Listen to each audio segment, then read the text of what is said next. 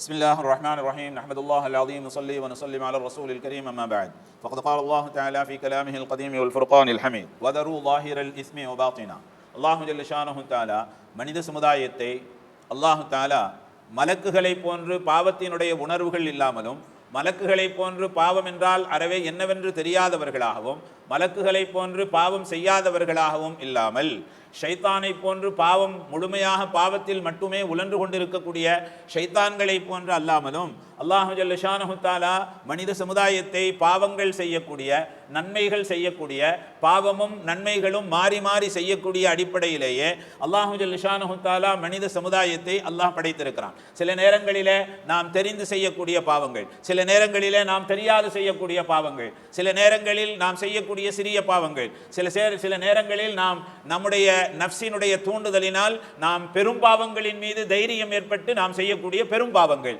இப்படி நிறைய பாவங்கள் இருக்கிறது.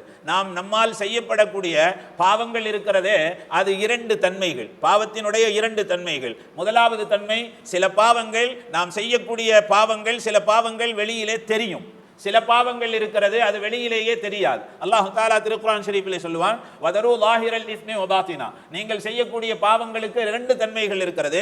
முதலாவது தன்மை, நீங்கள் வெளியிலே எல்லா நபர்களுக்கும் மக்களுக்கும் உங்களுக்கும் தெரியக்கூடிய பாவம், வட்டி சினா விபச்சாரம் கொள்ளை போன்ற வெளியிலே தெரியக்கூடிய பாவம். இன்னொரு பாவம் இருக்கிறது, அது உங்களுக்கு பாவம் என்றே தெரியாது, வெளியிலேயும் தெரியாது.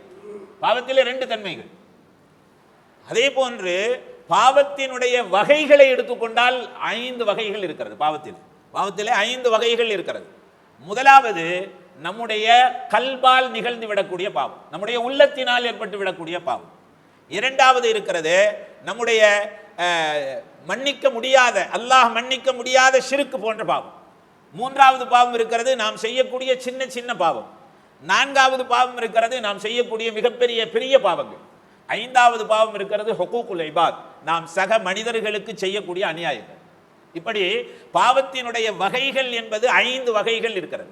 இதுல முதலாவது, நம்முடைய கல்பால் நிகழ்ந்து விடக்கூடிய பாவங்கள் இருக்கிறதே, அதை பற்றி கல்பால் நிகழ்ந்து விடக்கூடிய பாவங்கள் இருக்கிறதே ரொம்ப ஆபத்தானது. உலகத்தில் இன்றைக்கு நடைபெறக்கூடிய எல்லா சண்டை சச்சரவுகள் பிரச்சனைகள், குடும்பத்தில் ஏற்படக்கூடிய பிரச்சனைகளாக இருந்தாலும், நாட்டுக்கு நாடு ஏற்படக்கூடிய பிரச்சனைகளாக இருந்தாலும், இது எல்லாவற்றுக்குமான அடிப்படை என்ன தெரியுமா? கல்வினால் ஏற்படக்கூடிய பாவம். கல்வினால் ஏற்படக்கூடிய பாவம் நமக்கு தெரியாது, நம்மளை ஏமாத்திடும். கல்வினால் ஏற்படக்கூடிய மிக முக்கியமான 2 பாவம் என்ன தெரியுமா? முதலாவது பெருமை, இரண்டாவது பொறாமை. இது ரெண்டும் கல்வினால் ஏற்படக்கூடிய பாவங்கள். இதை நமக்கு பாவம்னு தெரியாது, நமக்கு பாவம்னு தெரியாது, வெளியிலேயும் தெரியாது. இவர் ரொம்ப பெருமை பிடிச்சவன் அப்படிங்கிறது மாதிரி இவர் பெருமை கொள்கிறார், இவர் பொறாமை கொள்கிறார், மற்றவங்களுக்கு தெரியாது, நமக்கே தெரியாது என்கிற பொழுது, அப்போ கல்வினால் ஏற்படக்கூடிய பாவங்கள் மெயினா 2 பாவங்கள் இருக்கிறது. ஒன்றாவது பெருமை, நாம யாரு, நம்மள மாதிரி ஆள் உண்டா அப்படிங்கிற மாதிரி பெருமை.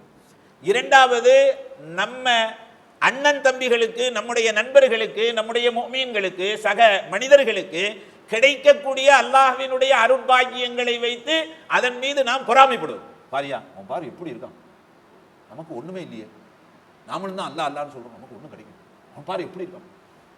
இந்த 2 பாவங்கள் நம்முடைய சிந்தனையிலே லேசா தெரியலாம். ஆனால் இந்த 2 பாவங்களை குறித்து நபிகள் நாயகம் ஸல்லல்லாஹு அலைஹி வஸல்லம் சொன்னார்கள், இன்னல் ஹஸத யஅகுலுல் ஹஸனாத். இந்த 2 பாவங்களும், பொறாமை என்று சொல்லக்கூடிய பாவம் என்ன தெரியுமா செய்யும்? பெருமை என்று சொல்லக்கூடிய பாவம் என்ன தெரியுமா செய்யும்? உள்ளத்திலேயே இருக்கும், உங்களுக்கும் தெரியாது, மற்றவர்களுக்கும் தெரியாது. ஆனால் யஅகுலுல் ஹஸனாத், நீங்கள் செய்யக்கூடிய நன்மைகளை எல்லாம் சாப்பிட்டுக்கிட்டே இருக்கும், ஒண்ணும் இல்லாம தின்னுகிட்டே இருக்கும். நபிகள் நாயகம் ஸல்லல்லாஹு அலைஹி வஸல்லம் சொன்னாங்க, இன்னல் ஹஸத யாக்குலுல் ஹஸனாத், நீங்கள் உங்களுடைய உள்ளத்திலே ஏற்படக்கூடிய பாவங்களை பொறுத்து சாதாரணமாக நினைக்காதீர்கள். நீங்கள் தொழக்கூடிய தொழுகை, நீங்கள் வைக்கக்கூடிய நோன்பு, நீங்கள் செய்யக்கூடிய குர்ஆன் ஷரீஃப் ஓதுதல், நீங்கள் செய்யக்கூடிய தஸ்பீஹாத், நீங்கள் செய்யக்கூடிய தான தர்மம் எல்லாத்தையும் தின்னுரும். நெருப்பு எப்படி இரும்பை தின்கிறதோ, நெருப்பு எப்படி ஏனைய துணி போன்ற பொருட்களை அழித்து நாசமாக்கி விடுகிறதோ, அதே போன்று யார் சொன்னது? நபிகள் நாயகம் ஸல்லல்லாஹு அலைஹி வஸல்லம் சொல்றாங்க, உள்ளத்தில் ஏற்படக்கூடிய பாவம் இருக்கிறதே, அந்த பாவம் உங்களுடைய நன்மைகளை எல்லாம் உள்ளக்க இருந்துகிட்டு அப்படியே தின்னுகிட்டே இருக்கும். உங்கள் நன்மைகளுக்கு எந்த விதமான, உங்களுடைய நல்ல அமல்களுக்கு எந்த விதமான நன்மைகளும் கிடையாது. ஏன்னா உலக ரெண்டு விஷயம் இருக்கு, பெருமை இருக்கிறது, பொறாமை.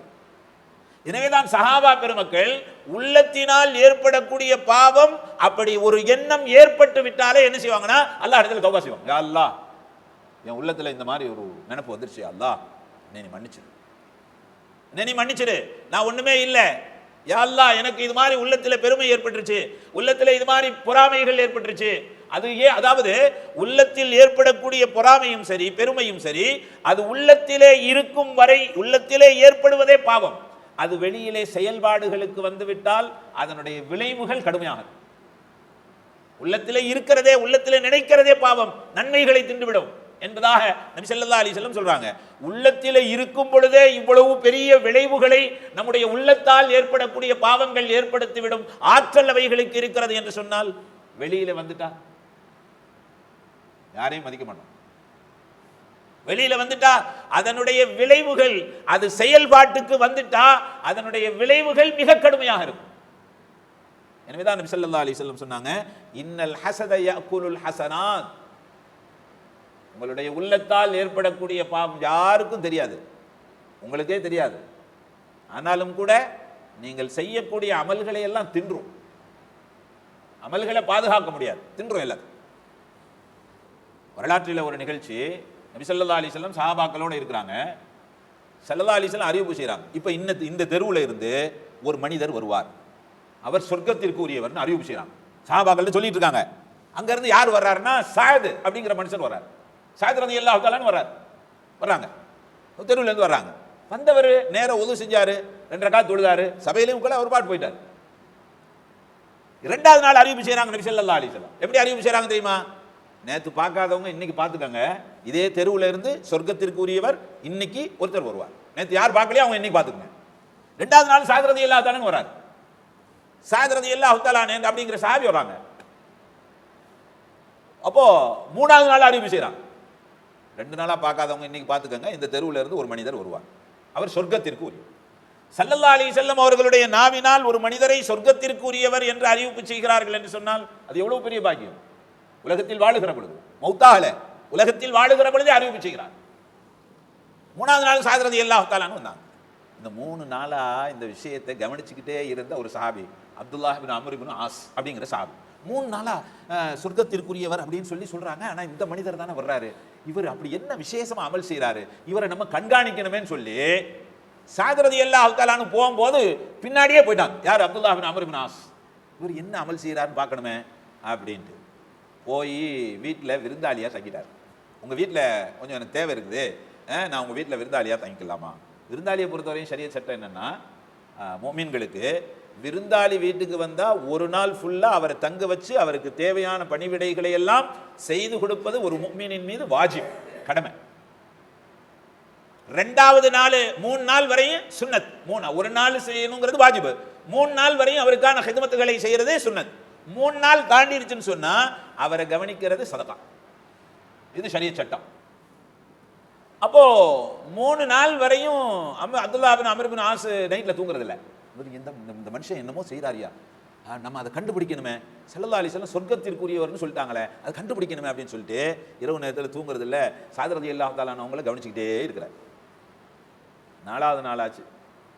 இல்லைங்க போயிட்டு வர்றேன் அப்படின்னு கேட்கும்போது சாயத் ரலியல்லாஹு தஆலான்னு கேட்டாங்க, ஐயா எதுக்கு நீங்கள் வந்தீங்க, ஏன் 3 நாளாக இங்கே தங்குனீங்க, என்ன விஷயம் அப்படின்னு சொல்லி கேட்குறப்ப, அப்படி என்ன விஷயம் அப்படின்னு சொல்லி கேட்குறப்ப அப்துல்லாஹ் இப்னு அம்ர் இப்னு ஆஸ் ரலியல்லாஹு தஆலான்னு சொன்னாங்களாம், ஐயா உங்களை பற்றி ஸல்லல்லாஹு அலைஹி வஸல்லம் சபையில் 3 நாளாக சொர்க்கத்திற்குரியவர் ஒருத்தர் வருவார், நீங்கள் பார்த்துக்குங்கன்னு சொன்னாங்க. 3 நாளாக நானும் பார்த்தேன், நீங்கள் தான் வந்தீங்க, நீங்கள் அப்படி என்ன விசேஷமாக அமல் செய்கிறீங்கிறத பார்க்கறதுக்காண்டி தான் நான் உங்கள் வீட்டில் வந்து தங்கியிருந்தேன்னு சொல்லி சாயத் ரலியல்லாஹு தஆலான்னு சொன்னாங்களாம், ஐயா அப்படியெல்லாம் ஒன்றும் விசேஷமாக நான் ஒன்றும் அமல் செய்யலை, சாதாரணமாக தான் எல்லாரும் மாதிரியா தொழுதுவேன், வணங்குவேன், குர்ஆன் ஓதுவேன், தஸ்பீஹாத் செய்வேன், தான தர்மம் இப்படி தான் செய்வேன். ஆனால் ஒரே ஒரு விஷயம் என்கிட்ட இருக்கு, யாரை பற்றியும் என்னுடைய உள்ளத்தில் பொறாமை படவே மாட்டேன், யாரை பற்றியும் தவறான எண்ணம் என்பது என் உள்ளத்திலே ஏற்படாது, யாரை பற்றியும் நான் பொறாமையான எண்ணமே கொள்ள மாட்டேன் அப்படின்னு சொன்ன உடனே அப்துல்லாஹ் இப்னு அம்ர் இப்னு ஆஸ் சொன்னாங்களாம், என்ன இது சாதாரணமாக நீங்கள் சொல்லிட்டீங்க, இந்த ஒரே ஒரு அமலுக்கு தான் சொர்க்கம் உங்களுக்கு கிடைக்கும்னு சொல்லி ஸல்லல்லாஹு அலைஹி வஸல்லம் சொல்லியிருக்காங்க, சாதாரணமாக சொல்லிட்டீங்களே அப்படின்னு சொல்லி கேட்டாங்களா யார்? அப்துல்லாஹ் இப்னு அம்ர் இப்னு ஆஸ். அப்போ உள்ளத்தினால் ஏற்படக்கூடிய பாவங்கள் இருக்கிறது, அது நம்முடைய நன்மை நம்முடைய நல்ல அமல்களை எல்லாம் அது தின்றது மாத்திரமல்ல, நம்மளை கொண்டு போய் நரகத்தில் கொண்டு போய் தள்ளி.